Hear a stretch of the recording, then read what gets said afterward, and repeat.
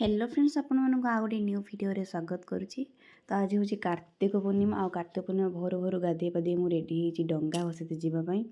आईटा हूँ मो डंगा मो पोखरी की आसी डंगा भसैया आते राति आपण मैंने देखिपे 4टा 5टा बेले मुझे डंगा भसैया आठी मु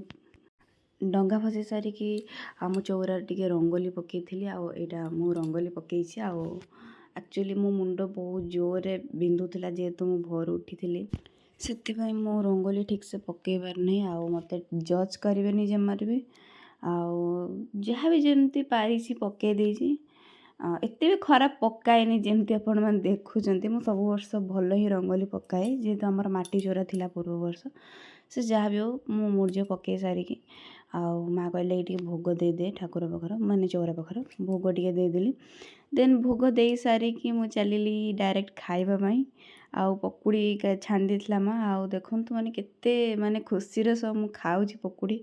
माने एते खुशी लागिला खाई बिलीव करि परिबेनी माने दिल पूरा गार्डन गार्डन हो गला। देन किछि समय पर पुणी खाइली पूरी तरकारी खट्टा पांपड़